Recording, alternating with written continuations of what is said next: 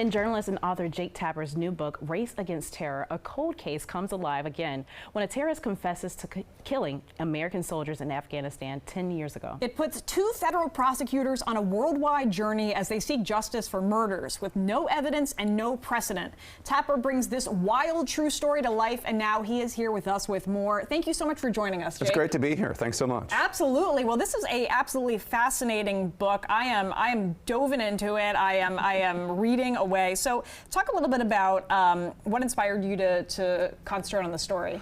Well, the story actually just came to me in a very random way. I was hosting a paintball party out in rural Virginia for my son. This is in 2022. And because it's so far away, I had refreshments and pizza for the grown-ups so they could just stick around and while the kids, shot each other up in the woods. And one of the dads came up to me and said he knew somebody from a previous book I'd written, The Outpost, about Afghanistan. And I said, yeah, that book is really tough to write because the military keeps such bad records and they're so reluctant to share them. And he said, tell me about it. And then he starts telling me this incredible story. He's an assistant U.S. attorney in Brooklyn. This is 2011 during the Arab Spring. He gets a call from the FBI. The Italians have picked up a guy who says he's a member of Al-Qaeda and says he's killed Americans in Afghanistan and tried to blow up the U.S. Embassy in Nigeria. His name is Spin Ghoul. Have they heard of him? And the guy, the dad, says, yeah, we've heard of him. So the Americans go over to Italy and they hear his confession. And then the Italians are like, great, take him. We don't want him. We can't hold him. And the Americans can't take him because they don't have any evidence. And this is during the Obama era, so they can't send him to Gitmo. So then proceeds, and this dad is telling me this story out in Virginia about the sleuthing and finding a fingerprint and tracking down this book from the battle and this evidence from the battle and this soldier. And it was just this fascinating story. I don't know about you guys, but I love police procedurals like CSI, Law and Order, Cold Case, all those shows I love. And this was that, except real and international and about Al-Qaeda. So when he was done telling me this incredible story, the case of his career, I said, has anyone written this? Has anyone covered this? This is the natural question of any journalist. Of course, yeah. And he said, no, people covered when he was sentenced in court, but nobody really covered the sleuthing.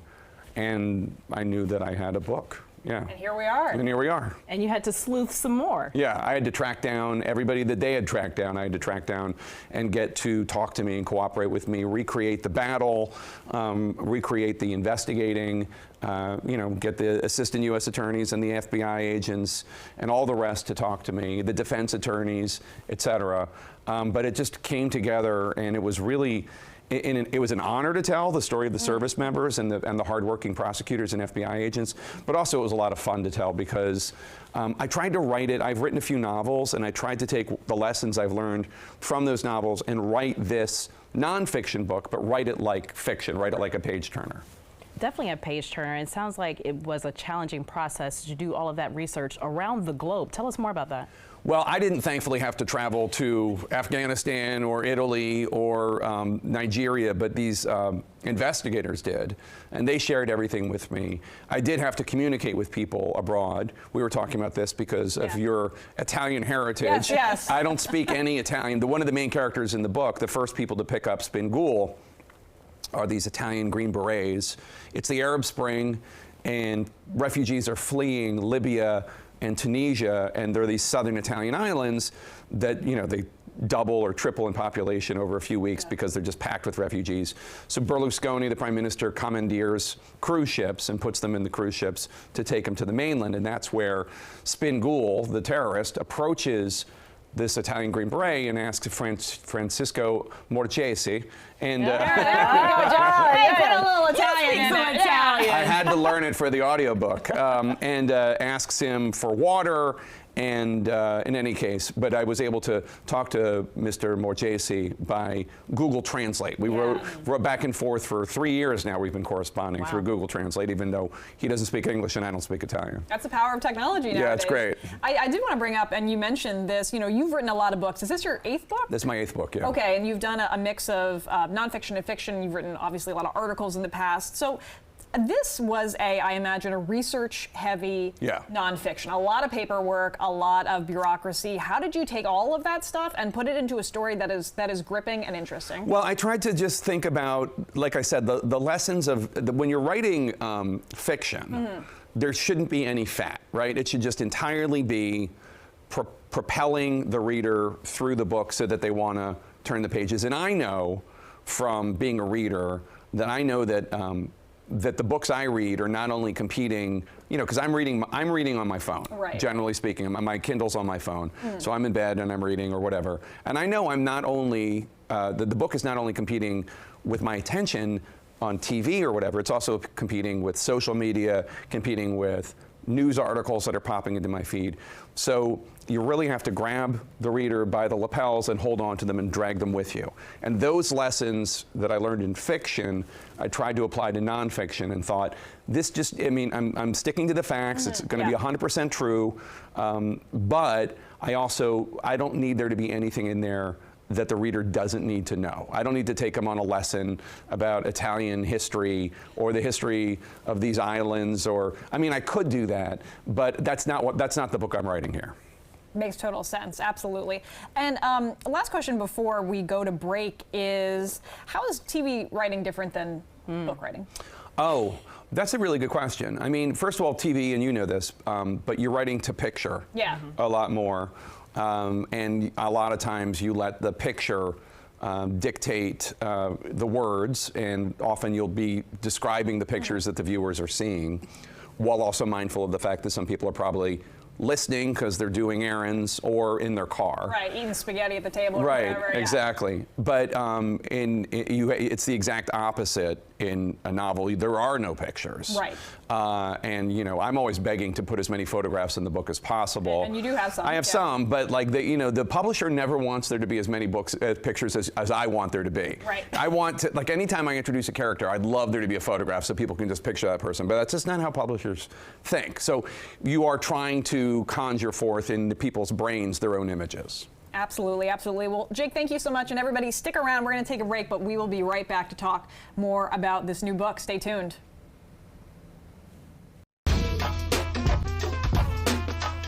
Welcome back. We are back with author and journalist Jake Tapper to talk about his new book, The Race Against Terror. Thank you for joining us, Jake. It's great to be here. Thank you so much. Absolutely. So excited to talk to you. And first of all, I want to get into your mind further as an author, but also a reader. So what are you reading right now, and what was the book that made you realize I need to become an author? Oh, that's interesting. Okay, so let me look at the exact title on my Kindle. Got a fact So I check. just want to make sure I get it right. So I'm reading a book now called Bring the House Down. It's fiction. But it's by an author named Charlotte Runcie. And it's about a theater critic who basically gets canceled. It's fiction, and it's by a British author. I don't even know. What happens is in my day-to-day life, somebody will recommend something, and I will just immediately buy it on Kindle. And then when I go to read something, there's usually a few books there. And I need to read. I tend to read a lot of similar type white male thriller writers, and so I'm trying to break out and read other authors, female authors, authors of color, etc. And it was one of my New Year's resolutions, and I love it. It's just great because it's like new. It's all new stuff, new perspectives, and really interesting. That's fantastic. Well, people talk about a TBR pile, a to be read pile. Yeah. Jake, I got to ask, how big is your to be read pile? Oh, it's insane. It's like it's insane. It's space. Just on my Kindle, it's insane. But then also books all over the place, and I also read a lot of graphic novels, like, you know, adult comic books that are so, I mean, there's just a ton. Yeah, so I'm a big reader. You asked what book inspired me. When I was younger, I read this book, and I don't know that I read it and thought I can do this, but there's a book called What It Takes. It's about 6 presidential candidates. It's nonfiction by an author named Richard Ben Kramer, Kramer with a C. And it came out in 1992, so I was right out of college, and it's about 6 candidates in 1988, and it just tells their stories. It's Joe Biden and Dick Gephardt and George W. Bush, and no, not George W. Bush, George H.W. Bush and Bob Dole. Anyway, really, really interesting book. Yeah, absolutely. Would you say there's like, that was kind of, I know, one of the books that really grabbed you, but do you have a favorite book? It's tough to do. Yeah. But I will say that one book I really loved, it's fiction, it's called The Paperboy by Pete Dexter. They made it into a movie that wasn't great, but it was, I thought, a really just beautiful thriller about a newspaperman in Florida, and I really recommend it. It was really, I don't know why, but it was really moving to me when I read it. Let me add that to my TBR pile. Yeah, it's good. Adding all the books, and I'm so Truly. interested. You mentioned the book you're currently reading is talking about cancel culture. Yeah. And I'm interested with you as a writer, an author, and also a journalist on television. Do you ever have concerns, or are you ever trying to censor yourself to protect yourself against cancel culture, especially when writing a book? Well, I wouldn't say to protect against cancel culture, but I certainly try to comport myself with the knowing that people are, even if I'm dressed casually talking about my book on a lifestyle show, knowing that I can be judged for who I am as a CNN anchor. So I do try to comport myself, but I'm also a pretty boring dad with with 2 teenage kids and a wife and 3 dogs and a cat. So I mean, I'm actually not that interesting in terms of anything to cancel. But yeah, no, I mean, I try to behave in a respectful way. Yeah, absolutely. And on that note, you're writing fiction, you're writing nonfiction, but you're writing thrillers, and so there's a lot of kind of like fast pace. There's a lot of crime, and do you ever have to contend with that, like as an anchor? Or are you like, well, if people are reading my books, No, I tend to think that they're separate, especially the yeah. novels. I think people can understand that the novels are fiction and it's a flight of fancy. The nonfiction, I tend to think of more in the realm of what I do day to day on CNN, which is just present facts and let people make up their own minds. I mean, this book, I mean, there's politics at play in this book because there's the Bush war on terror, the Obama war on terror, the Trump war on terror, et cetera. But I'm not assessing which one is right, which one is wrong. I'm just presenting the facts as they are and letting the reader make up their own mind. And I know that there are progressives who have read the book and thought, oh, this is the right way to conduct the war on terror, to prosecute these people in a criminal court. I did an interview with Hugh Hewitt, who's a conservative personality, and he thought that there was support for his view that these people should all go to Gitmo, there shouldn't be criminal cases against them. And I'm like, great, because that's my goal is I'm not here to write a polemic. Yep. I'm here just to write a fact-based story and let people make up their own mind. Absolutely, yeah. And in terms of you as a writer, I mean, you have years and years of writing experience with articles and nonfiction and fiction. What would your advice be to somebody getting into writing? Oh, that's a great question. So my two biggest offers of advice are, one, writers write. Yeah. That means every day you should write, every day, even if it's just for 15 minutes. Because everybody has 15 minutes. You can always find 15 minutes in a day. Get up at 6:45 instead of 7. Go to bed at 10:30 instead of 10. Write for 15 minutes. Even if it's no good, you're putting something on the page. And at the end of a week, if you've written for 15 minutes every day, that's an hour 45. That's 3 pages, 4 pages. So writers write. That's rule number 1. Everybody thinks that they're a writer. Everybody thinks that they have a novel in them or a memoir in them. But what separates people who get stuff published and people who don't is the people who actually sit down every day and write. So that's 1. 2 is I always think about structure when I'm writing. There's a basic 3-act structure. Act 1, chase your hero up a tree. Act 2, throw rocks at your hero. Act 3, get your hero out of the tree. So that's the basic narrative arc. So think about structure, and I always think about structure before I write either fiction or nonfiction. What is the start of this book? What are the challenges in the middle? And then how do we resolve them? And then breaking it down into, in chapter 8, I'm going to do this. Chapter 9, I'm going to do this.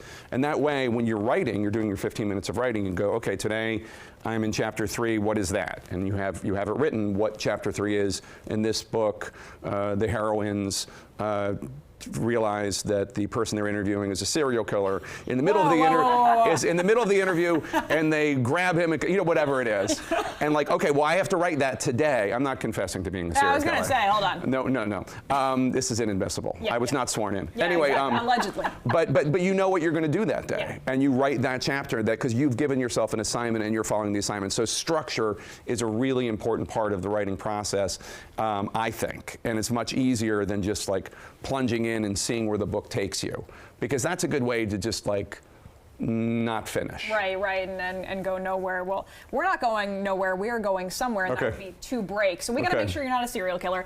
So when we come back, everybody, we're going to talk to Jake Tapper more. Stay tuned.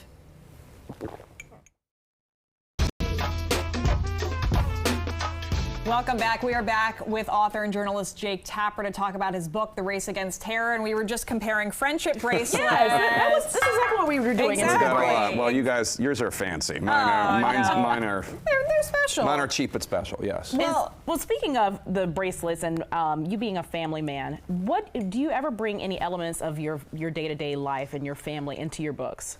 Oh, sure, into my books, absolutely. In my novels. The hero, so I wrote 3 novels, and the hero is a Republican congressman, and this is in the 1950s, the 60s, and the 70s. And yeah, my wife is the inspiration for his wife. It's really about a married couple. It's about the congressman and his wife.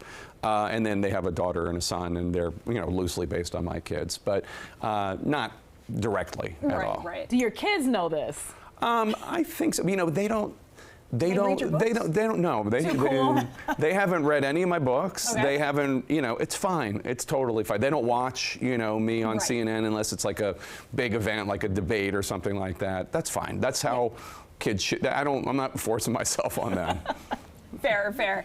And so I wanted to talk about this book in terms of this kind of tackles a cold case that happened 10 years before the book, or maybe more, and now it's 2025. So we're talking a lot about things that happened in the early aughts. How do you think this book echoes into today? Well, it's a really good question. So Spingool, to this day, is the first and only foreign terrorist tried and prosecuted in a U.S. Court of Criminal Law for killing U.S. service members in a battlefield. It had never happened before, and it has never happened since. But President Trump is trying to bring to justice the second foreign terrorist prosecuted in such a way, a guy named Jafar, who is just a few miles away from us right now in a Virginia jail where he's awaiting trial for killing service members during the Abbey Gate suicide bombing. So it is relevant in that sense, in the sense that they are going to try to replicate this. And this book is about how difficult it was. It is very tough to prosecute a foreign terrorist for a crime committed on a battlefield. In terms of evidence, in terms of witnesses, it's not easy. That said, I should also note that the main prosecutor who was working on Jafar's case was fired a few weeks ago because somebody in the MAGA world suggested that he maybe opposed the Comey prosecution, and there's no evidence that he did, but when he was fired, he wrote a letter. The prosecutor's name is Michael Ben-Ari, and he wrote a letter saying that his firing hurts the case against Jafar, and that Justice Department leadership is more focused on going after the president's perceived enemies than protecting the American people. So there is a lot of resonance to what's going on today, but mostly I think it's just a good yarn. And I just tried to recreate the storytelling that I heard that day on the paintball field when this dad told me the story, and I was just sitting there riveted, oh my God, what an incredible story. Well, honestly, my next question is kind of personal because I want to know, we all have the same 24 hours as Jake Tapper. How do you balance paintball, being a New York Times bestselling author, being on our TV screens every day, and then writing a few more extra books? How do you do it all? How do you balance the time? Well, it's the 15 minutes a day thing I told you about, right? So my wife is, will take my kids to school. My daughter's in college now, but she's a freshman. So, she'd take the kids to school at like 7:35, 7:40. And then I have a phone call at 8:30 with my staff. So that's like almost an hour of writing that I can do right then. And I do. And then after the call I do at 8:30, maybe I have another half hour. I'm just stealing the time and maybe not relaxing as much as I should, maybe not vegging as much as I should, but taking the hours as I can get them. Always have a computer with me, always writing on Google Docs, so wherever I am, I can go plunge into the documents. And the author David Ignatius said this last week when we did an event here in DC. He was describing himself, but it resonated. He said, work is my hobby. He's written 12 novels while also being this award-winning Washington Post columnist. Work is his hobby, and I think that's the same with me. I like having a project. I like my job a lot, but I also like having a project of writing which exercises different muscles. How many hours a day do you sleep? Like one? No. I'm really, especially you guys are young, but like when you get old, you'll see. Well, thanks. When you get old, you'll see like sleep becomes a priority, right? You go to bed at like somewhere between 9 and 10. You wear a ring to like monitor your sleep. Mine's in the mail. Yeah, and no. I'm trying to get like a good 7 or 8 hours every night. You couldn't do the writing without the sleep. True. You can't anchor on CNN. You can't write. No, because your brain is.